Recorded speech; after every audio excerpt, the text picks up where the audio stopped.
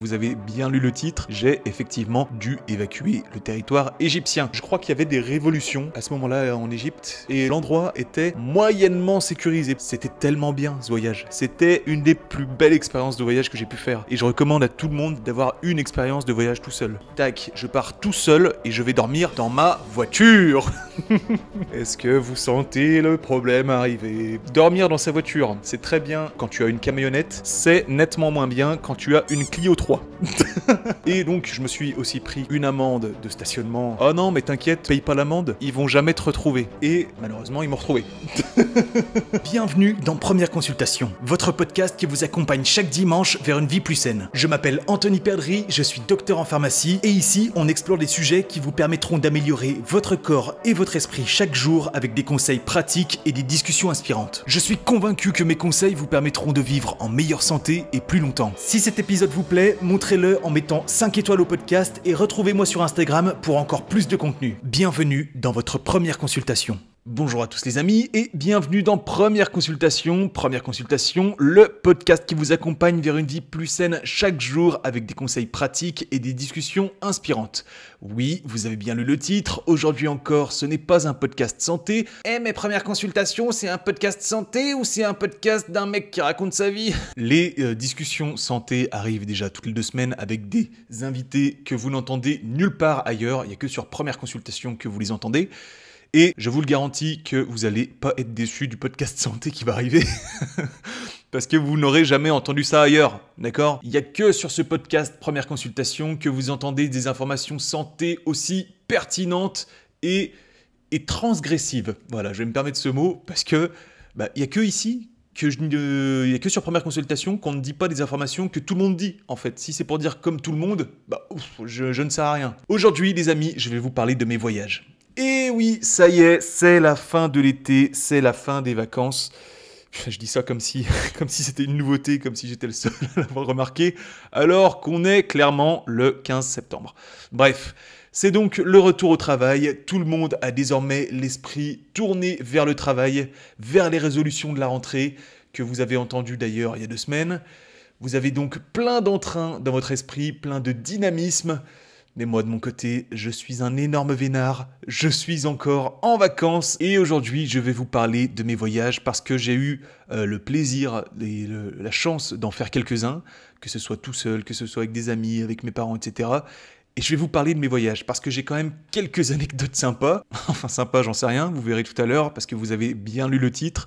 J'ai effectivement dû évacuer le territoire égyptien. Bref, donc on va parler de voyages, à la fois des voyages que j'ai fait cet été, les voyages qui m'ont marqué, mes voyages dont je rêve pour le futur. Je vous conseille d'écouter cet épisode en faisant autre chose, c'est-à-dire soit du ménage, de la cuisine, du sport ou dans les transports. En fait, aujourd'hui, on va tout simplement poser son cerveau et on part très très loin en voyage. Alors tout d'abord, quand j'étais petit, avec mes parents, on voyageait pas beaucoup. Déjà parce que mes parents, ils n'avaient pas nécessairement les moyens de nous faire partir en vacances, parce qu'on était quand même 3 enfants, donc ça représente forcément un budget conséquent à chaque fois qu'on veut se déplacer en vacances. Donc on partait assez peu, mais on partait comme tout le monde, voilà, des semaines de vacances à la Grande Motte, ou alors on est déjà allé un week-end à Disneyland, on partait, voilà, par-ci par-là, mais ce n'est vraiment qu'à l'adolescence que j'ai commencé à voyager davantage et un peu plus loin. La première fois que j'ai pris l'avion, je m'en souviens très bien, c'était pour aller en Tunisie, et plus précisément à Djerba, la ville de Djerba qui est dans le sud de la Tunisie. Et waouh, quel beau voyage! Ça, c'était vraiment un voyage exceptionnel. C'était des paysages dont j'avais évidemment pas l'habitude de voir, et que j'avais vu qu'en photo ou dans des cartes postales, etc. Et à l'époque, j'avais vraiment vécu ça comme une sorte d'honneur d'avoir la chance de pouvoir constater la beauté de ces paysages, d'avoir la chance de voyager. En fait, vu que c'était une première fois, je me suis dit waouh, mais quelle chance j'ai, parce que parmi mes copains, j'étais le seul à pouvoir partir aussi loin. Donc j'ai vraiment vécu ça comme un réel honneur de partir en vacances en Tunisie. Et je me souviens surtout en fait du Sahara. On avait fait un périple à travers tout le désert tunisien en 4x4. On avait fait du dromadaire, c'était franchement incroyable. J'ai jamais monté un cheval, mais par contre j'ai monté un dromadaire. Donc franchement, petit skill, j'ai déjà monté un dromadaire. Donc ça c'était C'était ouf, franchement, c'est trop bon souvenir. Et je me souviens encore, mais de ce feu, j'ai jamais eu aussi chaud que quand j'étais dans le désert. Un feu, mais qui me brûlait la peau quand on était dans le désert. Ça me brûlait tellement, même je me souviens, en fait j'avais des lunettes de soleil noires, et je ne pouvais même plus les mettre, parce que le soleil avait tellement chauffé mes lunettes de soleil, que ça me brûlait la peau du nez et des oreilles de les mettre. Donc, j'ai jamais eu aussi chaud que quand j'étais dans le Sahara, sans blague. Mais le voyage qui m'a vraiment le plus marqué de toute ma vie, c'est un autre voyage. C'est pas la Tunisie, même si j'ai beaucoup aimé la Tunisie. C'est un autre voyage que j'ai fait avec mes parents. Quand j'étais jeune, à nouveau, je crois que là je devais avoir à peu près 16 ans, je pense. Et c'était la Jordanie. La Jordanie, avec surtout la fameuse cité de Petra. Je ne sais pas si vous connaissez Petra, mais c'est une des merveilles du monde. Enfin, c'est pas un qualificatif que je suis en train de dire, c'est vraiment classifié dans les merveilles du monde. Allez voir si vous ne connaissez pas sur Google, je pense que vous aurez immédiatement envie d'y aller, tellement c'est beau. Parce que franchement, quand tu arrives là-bas, mais tu arrives dans, on dirait, un décor de cinéma en fait. Ça te paraît surréaliste. C'est inimaginable que des gens aient construit ça. C'est inimaginable qu'il y a des siècles et des siècles, il y avait une population qui habitait là. C'est tellement exceptionnel, ça te donne un peu l'impression d'être dans Indiana Jones, tu vois. T'arrives dans un décor dont t'as évidemment pas l'habitude, et c'est sublime. Mais allez voir sur Google, et je vous en prie, si vous avez l'occasion, voyagez là-bas.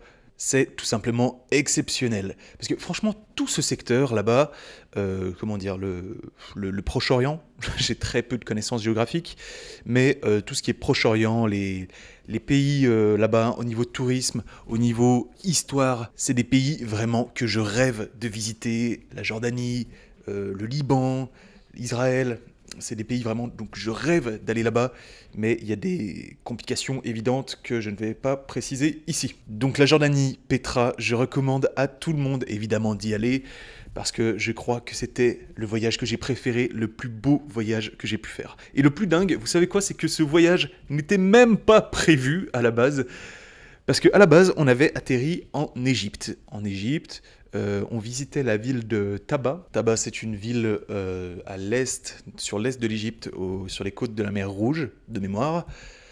Et donc, on atterrit en Égypte, on visite la ville de Taba, et on devait aller au Caire, évidemment, voir les pyramides, comme tout bon touriste en Égypte qui se respecte. Sauf que, vous l'avez vu dans le titre, on a dû rapidement évacuer le pays.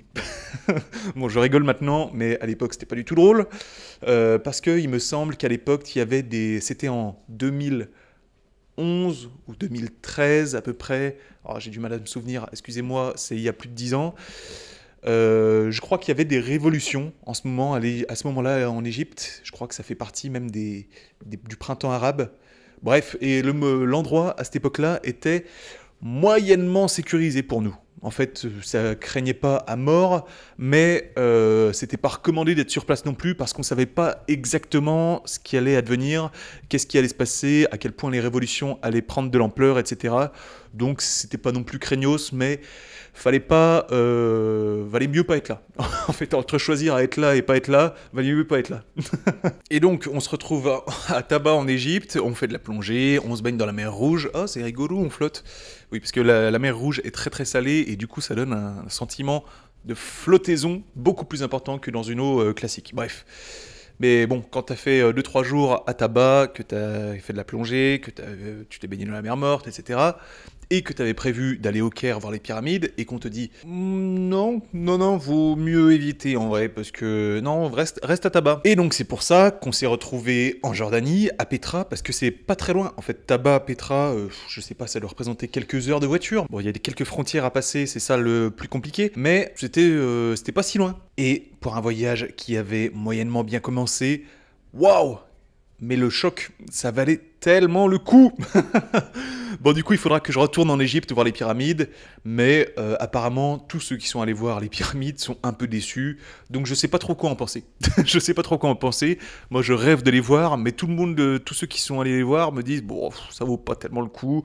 En vérité, il y a trop de monde. En vérité, t'es dans le désert, tu te prends du sable dans la gueule. Donc je sais pas trop quoi en penser.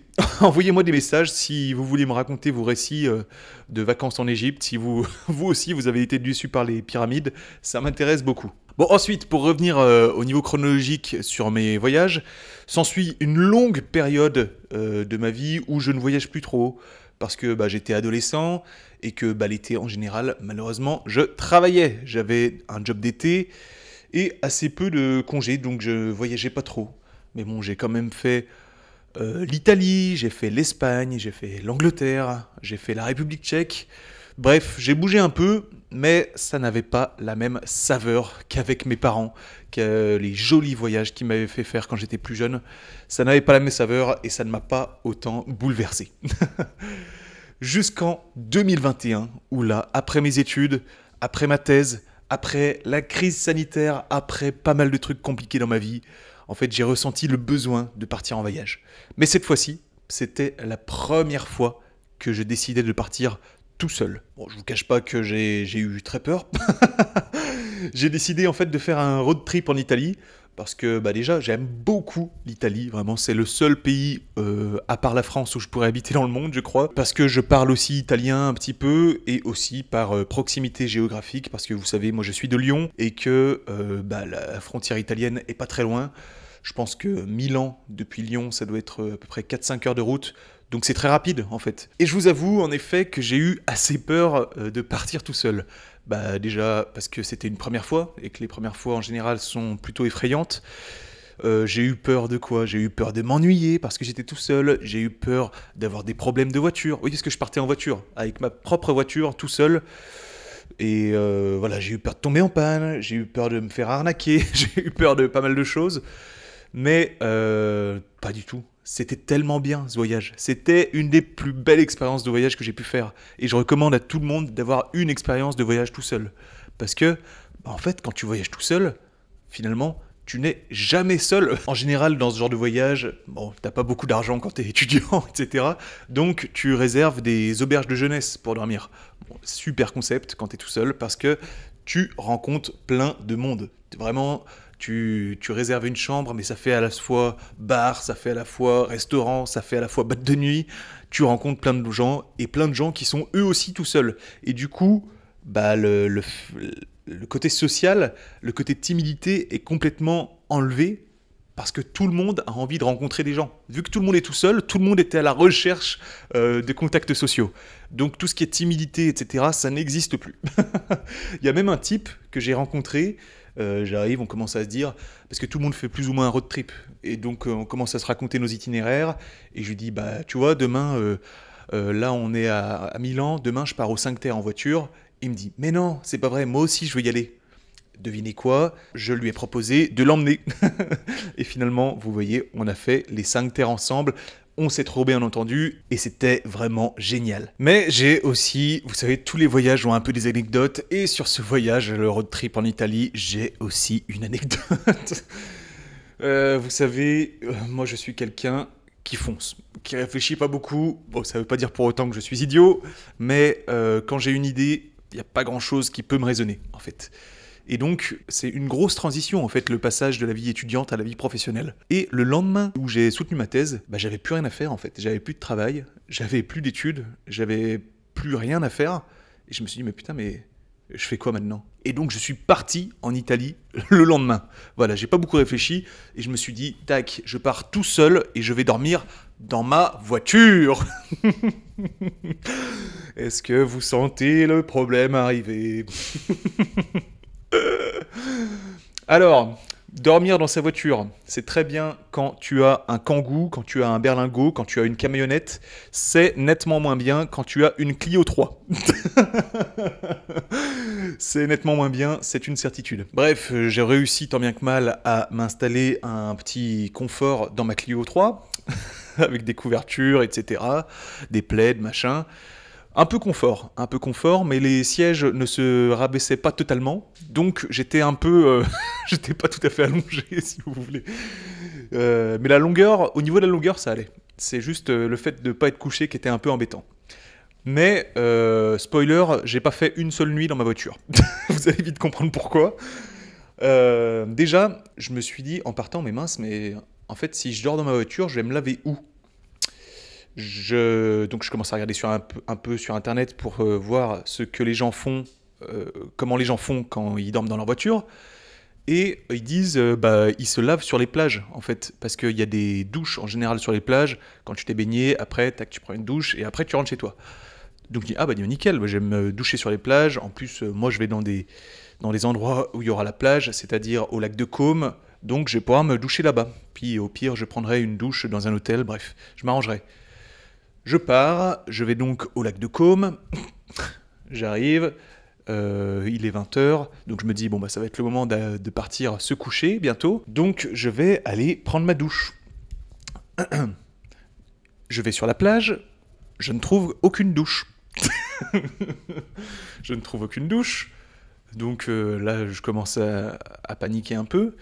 Je vais voir un café qui était sur la plage, et je lui dis, bonjour, est-ce que vous savez s'il y a une douche dans le coin ? Le mec s'est foutu de ma gueule. Mais comment ça, une douche Non, il n'y a pas de douche, mais il plane ce mec ou... Non, il n'y a pas de douche sur la plage. Voilà, donc finalement, je rentre dans ma voiture, je me lave, tant bien que mal, avec des lingettes pour bébé, là. Ça colle, c'est répugnant, bref, je vous passe les détails. Et donc je m'installe pour dormir. Et j'avais une peur bleue en fait de me faire agresser dans la nuit. Je sais pas, quand t'es tout seul comme ça dans un pays étranger, que tu parles moyennement bien la langue, tu t'imagines des trucs un peu anxiogènes. Et du coup j'avais peur de me faire agresser, qu'on me cambriole ma voiture et qu'on m'agresse en pleine nuit. Bref, sans oublier que c'est totalement illégal de dormir dans sa voiture sur un trottoir. C'est totalement illégal, faut le savoir, on n'a pas le droit de faire ça. Il faut bien se renseigner sur les emplacements où on a le droit de dormir et où on n'a pas le droit de dormir. Et en l'occurrence, moi j'étais tout simplement garé à côté de la plage dans ma voiture et je voulais dormir là-dessus. Bon, c'est interdit, mais je me suis dit, pour une nuit, on va pas me péter les couilles. Spoiler, si. Bon, déjà, je me suis pris une amende. Par quoi je commence ? Parce que cette anecdote est interminable. Déjà, je finis ça. J'ai pas pu dormir dans ma voiture parce qu'en fait, les fenêtres fermées, etc., il faisait à peu près 42 degrés dans la voiture. Donc, à 22h, j'ai dû réserver un Airbnb. Voilà. Et c'était pas plus mal, sincèrement, parce que c'était une très très mauvaise idée de dormir dans sa voiture. Parce que là, j'aurais vraiment été tout seul. Je pense que je me serais réellement ennuyé. Et c'était tout simplement impossible parce que c'était fin de l'été, voilà, début septembre, et il faisait tout simplement trop chaud pour dormir dans la voiture. Et donc je me suis aussi pris, comme je disais, une amende de stationnement pour ma voiture qui était évidemment très mal garée. Et j'ai commencé à parler à des copains qui connaissent assez bien l'Italie, et ils m'ont dit « Oh non, mais t'inquiète, non, mais paye pas l'amende, de toute façon, ils vont jamais te retrouver. » Voilà ce qu'on m'a dit. De toute façon, ils ne vont jamais te retrouver. Donc, moi, je suis quelqu'un d'honnête qui respecte la loi. J'essaye quand même de payer l'amende. Je ne pouvais pas. Je vous le jure que je ne pouvais pas parce qu'on me demandait mon codice fiscale. Et je n'ai pas de numéro fiscal en Italie. Je n'en ai pas. Comment je fais pour payer mon amende si on me demande une information dont je suis incapable de donner, que je ne peux pas donner? Je ne pouvais pas payer l'amende, je vous le garantis que j'ai essayé pendant des heures et je ne pouvais pas. Et pourtant c'était seulement une trentaine d'euros, un truc comme ça. Bref, donc là je me dis, la seule solution c'est d'écouter les amis qui connaissent bien l'Italie et de ne pas payer l'amende. Et ils ne vont jamais me retrouver quand je serai rentré en France. Les mois se passent. Les mois passent et malheureusement ils m'ont retrouvé. Malheureusement ils m'ont retrouvé et ils ont aussi très bien retrouvé l'argent que je leur devais parce qu'ils ont tout simplement fait x5. Allez, ils se sont dit là on en a marre, on a réussi à en choper un, on va l'allumer. Là j'ai dû payer 150 € d'amende. Point barre. Voilà, c'est tout pour les anecdotes de ce voyage en Italie, mais sincèrement, c'était un des plus beaux voyages que j'ai pu faire, parce que j'ai vu des trucs exceptionnels. Moi, j'adore l'Italie. J'ai fait donc un voyage à travers les lacs de Caume, déjà, Bellagio et tout ça. Ensuite, j'ai descendu Milan, à Bergame, après directement sur les 5 terres du coup. Je suis remonté sur Gênes, pas terrible, et ensuite Turin, et après je suis rentré. Donc ça faisait un petit tour là, sur une semaine, c'était vraiment fantastique, et l'expérience de voyager tout seul était vraiment mémorable, et j'ai beaucoup apprécié. Donc c'est un voyage que j'ai beaucoup apprécié et que je recommande à tous, malgré les petites mésaventures. Et c'est ça qui permet de s'en souvenir aussi. Mais il y a encore 2 autres voyages dont je vais vous parler. Est-ce qu'on a le temps d'en parler ? Ça fait quoi ? Ça fait 20 minutes déjà ? Oh là là. Bon allez, on va déborder un petit peu. Tant pis, je trouve que le podcast est rigolo. Ça vous fera un podcast un peu plus long, mais je vais me dépêcher. Le premier des 2 m'a tellement marqué que je l'ai même fait 2 fois. Alors c'est Interrail. Je ne sais pas si ça vous parle, Interrail.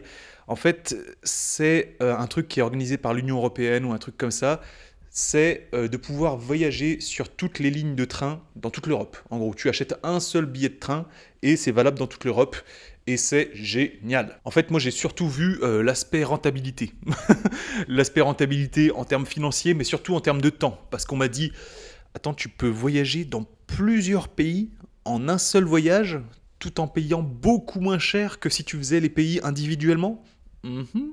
Bon, bah, c'est évidemment génial, j'ai beaucoup apprécié et j'ai fait Interrail 2 fois.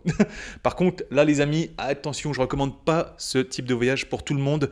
Big warning, là c'est vraiment un truc pour les baroudeurs. Hein. Commencez pas à vous aventurer dans cette aventure-là si vous êtes plus en mode farniente pour les vacances, parce que là c'est pas du tout fait pour vous. Là l'ambiance c'est plus sac à dos. C'est très peu d'affaires, donc il faut régulièrement faire des lessives.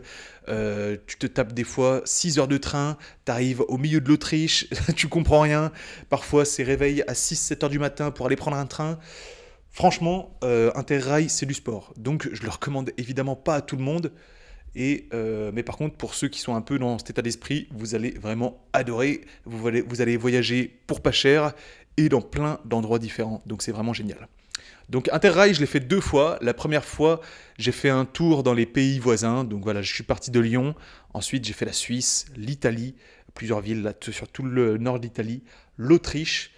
J'ai fait 2 villes en Autriche. J'ai fait Innsbruck et Vienne. Magnifique, Vienne, exceptionnelle si vous voulez aller là-bas. Allemagne, je suis remonté sur l'Allemagne en passant d'abord par Munich. Incroyable, l'ambiance à Munich, exceptionnelle comme ville. Berlin, j'ai un peu moins aimé. Et j'ai fini en faisant Amsterdam et Bruxelles. Et après, je suis rentré à Lyon. C'est un super voyage voilà, qui m'a fait voir plusieurs capitales que j'avais encore jamais vues, que j'avais encore jamais visitées.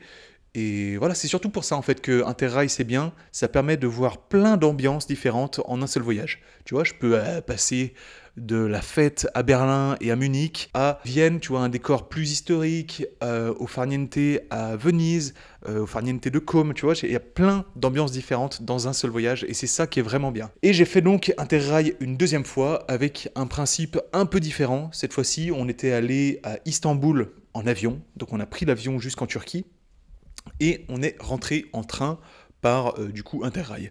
Donc on a visité cette fois-ci la Bulgarie, la Hongrie à Budapest, la Slovénie, incroyable la Slovénie si vous voulez y aller aussi. On a fait la capitale Ljubljana et Bled, mais c'est un décor somptueux. Vraiment c'est une des plus belles randonnées que j'ai pu faire dans ma vie je crois. Et ensuite, évidemment, on est rentré par l'Italie, parce que vous avez compris, j'adore l'Italie. Donc voilà, ce 2e voyage, c'était complètement un autre Interrail que le premier, parce que c'était pas du tout la même ambiance. Vous voyez, je suis parti en Turquie, comparé à l'autre, où c'est peut-être plus des pays occidentaux dont on a l'habitude. Là, la Turquie, la Bulgarie, c'est pas un pays très très touristique. Donc c'était une complète autre ambiance. Et en plus, j'ai demandé ma femme en mariage pendant ce voyage, mais bon, bah ça c'est une autre histoire. Donc je vous en parlerai très bientôt d'ailleurs. Donc si vous êtes dans cette mentalité un petit peu de baroudeur, comme j'aime dire pour faire simple, je ne peux que vous conseiller de faire Interrail parce que c'est vraiment des voyages exceptionnels, que vous pouvez découvrir plein de trucs pour pas très cher. Vraiment, foncez, c'est vraiment génial. Mais en vrai, les amis, voilà, c'est la dernière partie. Je vous le dis, pour kiffer ses vacances, pour voir des jolis paysages, pour voir des trucs exceptionnels et profiter de l'été, il n'y a pas besoin de dépenser des milliers d'euros. Il n'y a pas besoin d'aller loin. Il n'y a pas besoin de prendre l'avion. Si vous avez des soucis au niveau de l'écologie, si vous avez des soucis financiers, etc., écoutez-moi bien, je vous le garantis, le plus beau pays que j'ai pu voir dans le monde, c'est tout simplement la France. En France, À quelques kilomètres, à quelques centaines de kilomètres de chez vous, il y a des paysages de fou. Il y a des plats vraiment ancrés dans le territoire. Il y a une mentalité spécifique à chaque territoire. C'est exceptionnel ce pays. Il y a des villes qui sont imprégnées d'histoire. C'est 1000 fois pire que Game of Thrones.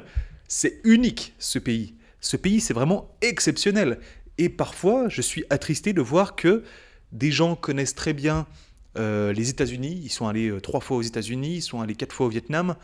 Mais par contre, ils sont jamais allés à Arcachon, ils sont jamais allés en Savoie, ils sont jamais allés, je sais pas, dans le Pays Basque. Alors que c'est des trucs exceptionnels à voir. Il y a qu'en France, sur un petit pays qui fait, 1000 km de haut en bas, où tu peux avoir une telle concentration et une telle diversité dans les paysages, dans les mentalités, dans les traditions, les cultures. T'as à la fois l'océan, t'as la mer, t'as la montagne, et puis des grosses montagnes, les plus grosses d'Europe même.